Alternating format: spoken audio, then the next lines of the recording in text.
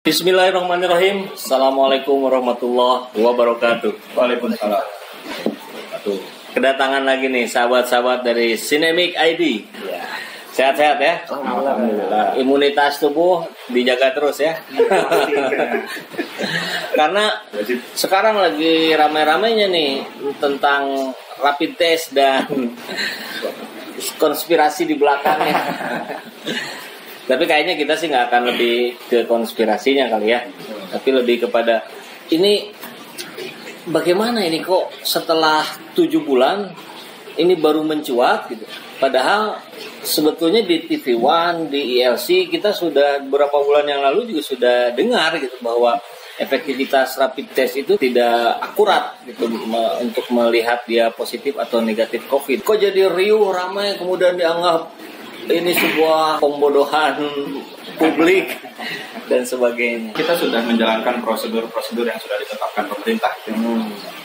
Kita diedukasi untuk selalu cuci tangan, menjaga jarak, pakai masker kemana-mana. Tapi begitu dapat kabar ini, ya pasti kita kecewa berat, gitu ya. Kita sudah berusaha, bahkan mungkin untuk beberapa orang sudah mengalami dampak dari pekerjaannya, WFH, ada yang diberhentikan.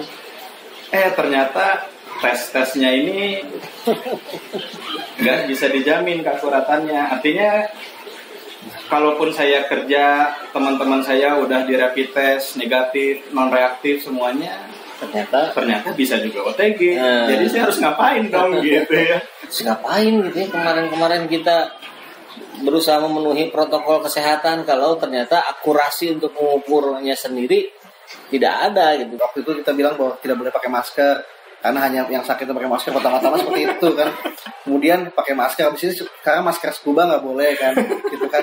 Jadi sebenarnya apakah itu nggak dipersiapkan terlebih dahulu gitu? Kasih tahulah sejujur-jujurnya, setransparannya. Kenapa pemerintah nggak transparan selama ini?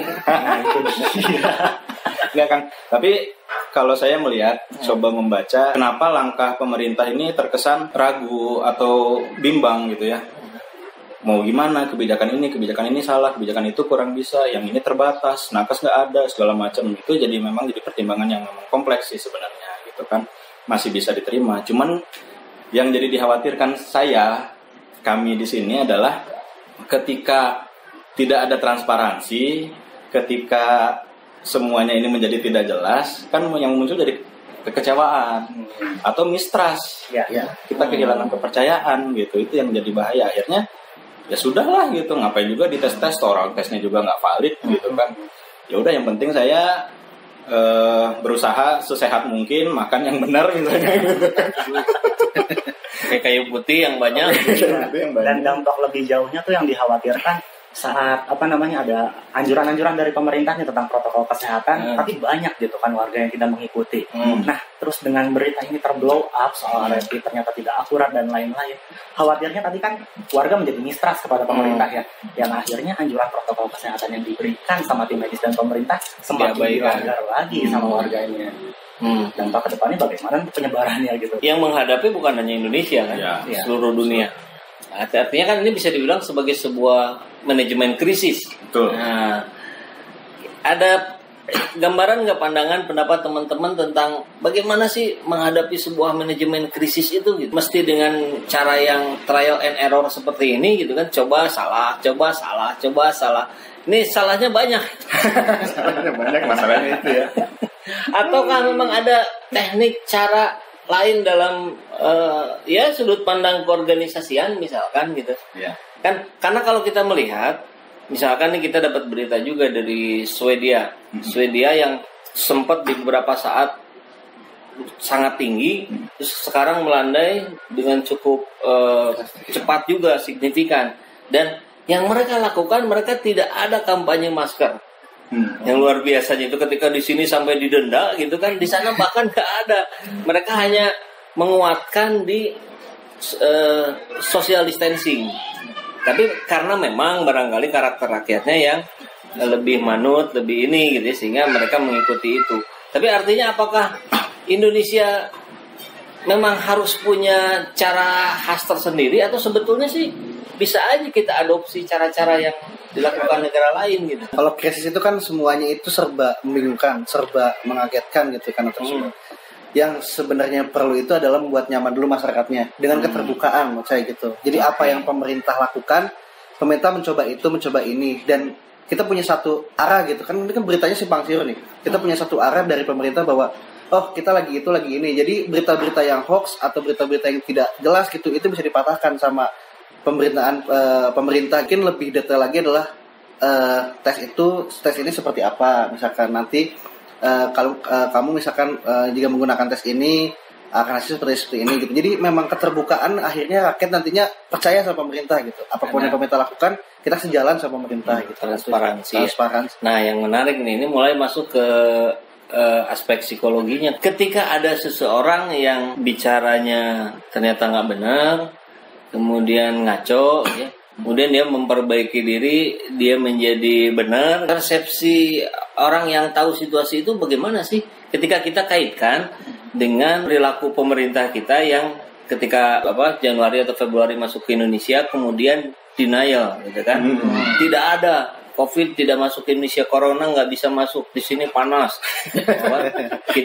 Karena kita makan nasi kucing, karena udah berbagai macam yang lainnya lah, sehingga di saat corona masuk ke Indonesia, bahkan pemerintah mengeluarkan dana yang sangat besar untuk meng-hire influencer untuk mengundang wisatawan masuk ke Bali, ke Indonesia. Nah, kan itu anggaplah sebuah kesalahan penyikapan awal. Nah, kemudian kan ada upaya-upaya perbaikan, ya, itu dihentikan terus, kemudian akhirnya jadi percaya, kemudian. Nah, ada dampak psikologis apa di rakyat kita? Kalau kita lihat kemarin ramai-ramai Dokter Tirta bicara tentang sistem yang kacau dalam penanganan ini, mungkin nggak gitu? Karena awalnya itu, kemudian psikologis masyarakat itu jadinya gimana dengan kejadian yang barusan itu, gitu, dengan kronologi yang barusan itu? Balik lagi, makanya itu yang tadi kita khawatirkan kan jadi antipati ya, mistrust gitu kan. Itu kalau saya rasa hampir pasti bisa, mungkin terjadi. Kita sebagai warga negara, sebagai rakyat jelata, ya kita ikut arahan gitu kan. Tiba-tiba arahannya ini nggak bisa kita percaya, itu udah pastilah. Ya ngapain juga gue ikutin? Misalnya kita sebagai individu ya, kita datang ke suatu masjid karena imamnya gini. Terus ternyata dapat berita ada melenceng lah, katakan gitu, nggak sejalan dengan value-nya kita.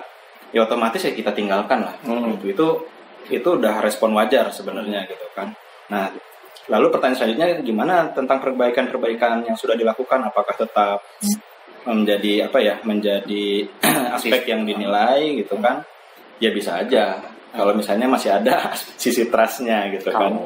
Kalau ada. Tapi kalau misalnya udah saking parahnya nggak percaya lagi, ya semuanya self-manage jadinya. Itu yang saya khawatirkan gitu ya. Semuanya self-manage. Ya udah gimana saya gitu kan. Gimana Pak RT aja lah udah sekarang lah misalnya gitu.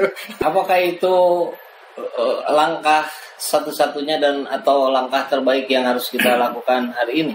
Kalau dianggaplah misalkan mayoritas masyarakat kita sudah distrust karena berbagai kronologi tadi.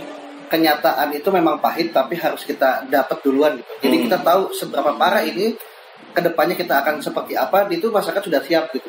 Jadi walaupun nantinya memang kedepannya ada hal-hal yang lebih parah, terbuka aja bilang sama masyarakat bahwa sampai segini loh ternyata tingkat keparahannya gitu. Walaupun memang pasti ada kepanikan, dan bukan cuman kepanikan itu pasti akan terjadi gitu. Cuma dihambat doang, cuma dimundurin doang gitu kepanikannya. Yang kita perlukan adalah secepatnya informasi itu datang ke kita gitu. Kalau sekarang kita bicaranya pada masyarakat yang sudah distrust, terus mesti gimana nih kita sekarang? Atau gimana cara mengembalikan trust-nya ke pemerintah? Jadi diskusi ini kan pas jelas akan didengar oleh masyarakat, oleh teman-teman sesama rakyat jelata. Biar mereka bisa berarti ke depan kita harus gimana nih? Kalau pemerintahnya kan udah tadi gitu ya. Nah sekarang kitanya harus gimana gitu? Sebenarnya ini adalah manfaat banyak buat kita. Maksudnya kita untuk menjaga kesehatan yang dari dulu itu jangankan cuci tangan gitu. Maksudnya makanan jatuh aja belum 5 menit diambil gitu. Ya kan sekarang kan jangankan 5 menit, udah ada virusnya gitu. Udah muncul tumbuh kesadaran kesehatan. Virus sudah makin banyak bermutasi gitu, dan harus kita sadari adalah kita menjaga diri kita bukan untuk menyenangkan siapa saja, coba untuk kesejahteraan diri kita gitu. Dan sekarang mungkin momennya kita harus sadar terhadap kesehatan. Mempercayakan pemerintah lagi ya mungkin agak sulit juga gitu kan ya, karena kita common sense aja gitu. Ketika kita melakukan kesalahan sekali pasti kita akan dilabel dengan Nah itu dia maksudnya. ya kan saat ini ya kita tahu keberadaannya COVID ini nyata gitu kan ya. Meskipun pemerintah saat ini menyampaikan informasi yang kurang akurat dan kurang bisa dipercaya dan lain-lain ya, kita mantapkan saja kesadaran diri kita gitu terhadap COVID ini ya, untuk jaga kebersihan, jaga kesehatan tetap dilakukan gitu ya. Ada informasi dari pemerintah ya didengarkan juga gitu, jangan diabaikan sepenuhnya juga. Kalau misalkan bisa mencari informasi lain, barangkali narasumbernya yang dari luar negeri gitu, pengalaman luar negeri seperti apa, ya kita lihat yang ambil bagus-bagusnya. Dalam sudut pandang psikologi ada yang namanya kan kecemasan ya. Nah, yang saya pelajari itu kecemasan akan muncul dari dua kondisi. Yang pertama, kita underestimate kemampuan kita menghadapi masalah sehingga masalah itu dianggap berbahaya dan kita nggak bisa menghadapi itu sehingga kita cemas sekarang. Atau yang kedua, kita overestimate terhadap keadaan yang ada sehingga wah ini pasti parah banget, kita pasti nggak bisa gitu kan, akhirnya kita cemas.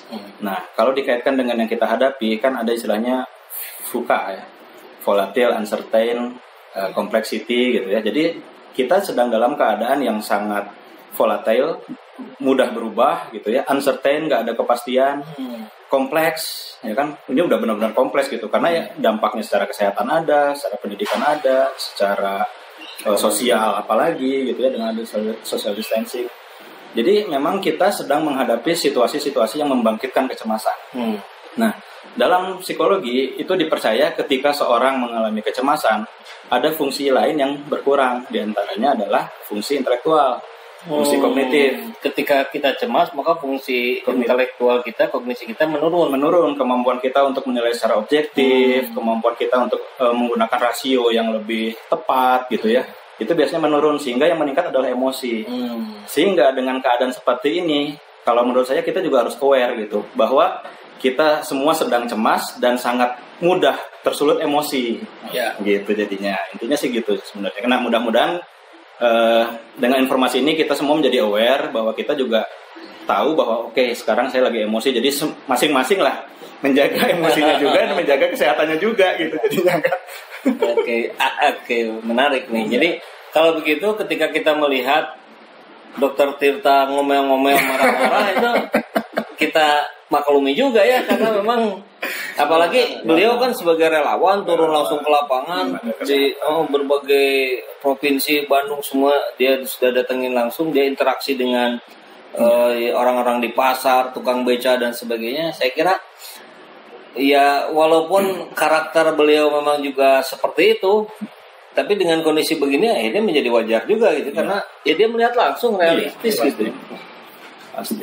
Makanya emosinya sangat tampak ya. Tiap videonya dia teriak-teriak gitu kan. Ya sudahlah, kalau buat saya wakilkan lah kepada Dokter Tirta.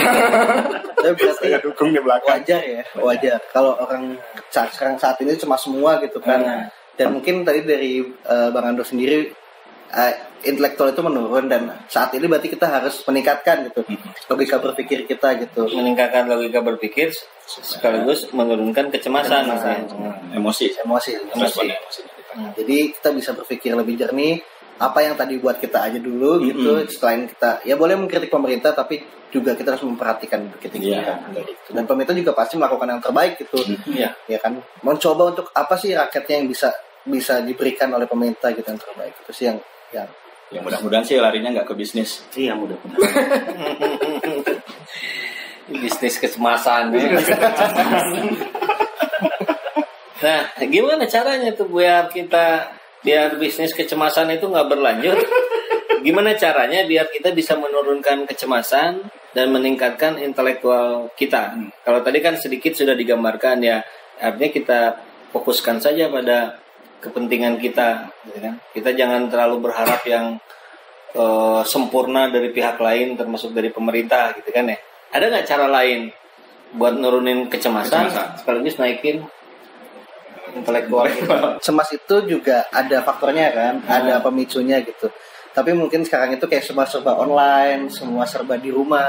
Mungkin saatnya kita buat lebih kreatif gitu kan, lebih apa sih kita bisa buat di rumah. Jadi kita nggak memikirkan si pandemi ini lagi gitu, tapi mengisi diri dengan hal-hal yang belum pernah kita lakuin sebelumnya gitu. Saya memaparkannya berangkatnya awal kecemasan itu dari overestimasi ke situasi, overestimate keadaan bahayanya atau underestimate kemampuan kita menghadapi bahaya. Nah itu yang harus dilawan artinya kan Sumbernya ya. sumbernya. Kalau kita mau menurunkan overestimasi artinya kita harus menganggap bahwa bahaya ini tetap ada, tetapi kita fokus pada apa yang bisa kita lakukan. Ya, salah satunya tadi contohnya yang udah disampaikan PA, ya kita fokus pada diri kita, apa yang bisa kita lakukan saat ini. Virus di luar sana tuh kita nggak bisa hilangkan. Langkah-langkah pemerintah itu kita nggak bisa rubah, katakanlah gitu ya. Ya sudah, kita fokus apa aja yang kita bisa lakukan sekarang, misalnya kurangi jam keluar, pakai masker, toh itu juga tetap ada dampak positifnya, gitu kan? Atau kita upgrade atau tingkatkan kemampuan kita menghadapi masalah itu. Mungkin tadi salah satunya kita aware dengan berita-berita yang ada, walaupun itu membawa kecemasan kembali ya. Tapi kalau misalnya disikapi dengan, oh ini saya baca berita bukan untuk rame-ramean, tapi untuk saya bersiap diri, gitu kan? Pasti beda hasilnya nanti waktu kita menanggapi berita itu. Karena pada dasarnya kan kecemasan itu emosi. Emosi itu muncul karena ada pikiran dan atau ada perbuatan yang sesuatu yang kita lakukan terhadap situasi gitu. Jadi kalau untuk mau merubah emosi, yang dirubah adalah pikirannya atau apa yang kita lakukannya. Kalau selama ini kita banyak nonton berita, kita menjadi cemas, ya sudah kurangi saja nonton beritanya. Nggak apa-apa gitu kan. Atau pikiran kita. Kalau pikiran kita selama ini melihat pemerintah nggak jelas, pemerintah ini kacau balau, coba aja dirubah gitu. Oh ternyata semua negara juga sedang menghadapi keadaan yang sama-sama membingungkan. Bahkan ada negara-negara lain yang jauh lebih parah dari kita gitu kan. Ya wajarlah pemerintah kita sekarang seperti ini misalnya. Itu udah lumayan tuh mulai menurunkan kecemasan.